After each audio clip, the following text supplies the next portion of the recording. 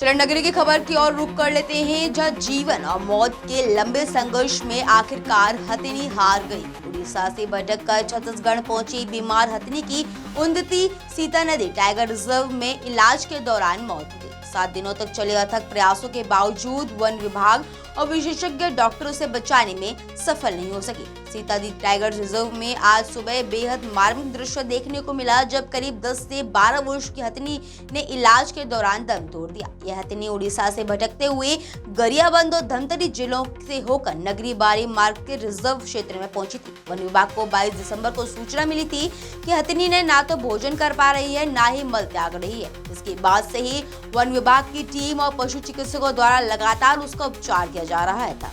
इलाज के दौरान कुछ दिनों तक हथिनी के हालात में सुधार भी देखा गया। वह थोड़ा भोजन करने लगी थी और मल त्याग भी शुरू हो गया था। हालांकि 15 जनवरी को अचानक उसकी तबीयत बिगड़ गई। हालत गंभीर होने पर जंगल सफारी रायपुर और कानन पेंडारी जू बिलासपुर के विशेषज्ञ डॉक्टर को भी मौके पर बुलाया गया, लेकिन तमाम कोशिशों के बावजूद हथिनी को बचाया नहीं जा सका। इस पूरे रेस्क्यू और उपचार अभियान में यूएसटीआर के हाथी मित्र दल ने बेहद साहसिक भूमिका निभाई। दल के सदस्यों ने जान जोखिम में डालकर हथिनी को दवाइयां खिलाई और 2400 घंटे उसकी निगरानी की। हथिनी की मौत के बाद वन विभाग और अभ्यारण्य प्रशासन ने वन विभाग को प्रोटोकॉल के तहत विधिवत अंतिम संस्कार की कार्यवाही पूरी की।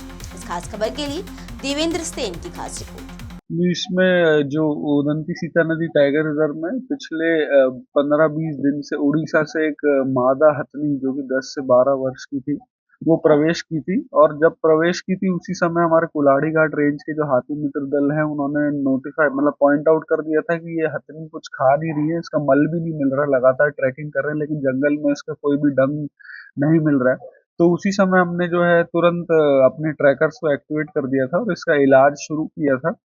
तो पिछले 6-7 दिन से इसने अच्छा रिस्पॉन्ड भी किया था इलाज को। उसका मतलब मल भी हमें मिल रहा था और कुछ-कुछ वो धीरे-धीरे चबाना भी शुरू की थी कई-कई वनस्पतियों को। लेकिन परसों मतलब अचानक से जो है उसकी तबीयत बिगड़ी और मतलब वो ज़मीन पे बैठ गई। तो कल हमने जंगल सफारी और कानन पेंडारी ज़ू के जो डॉक्टर्स की टीम है उनको बुला के इलाज भी चलवाया। मतलब लगभग 7-8 घंटे इलाज चला। उसको 21 लीटर जो है हमने ओआरएस और ड्रिप्स भी चढ़ाई, एंटीबायोटिक्स भी दिए गए। लेकिन आज जो है उसने अंतिम अपनी सांस ली।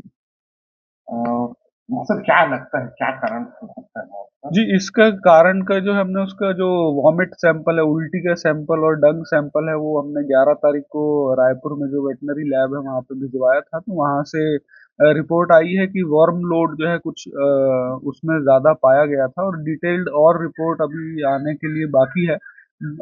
अभी प्रथम दृष्टया यही लग रहा है कि कुछ बीमारी है जो पिछले 3 महीने में एक हाथी और एक ऐसे ही बीमार हुआ था, नर हाथी, जिसका भी हमने इलाज करके बिल्कुल उसको ठीक कर दिया है। तो अभी 3-4 महीने से वो बिल्कुल स्वस्थ है।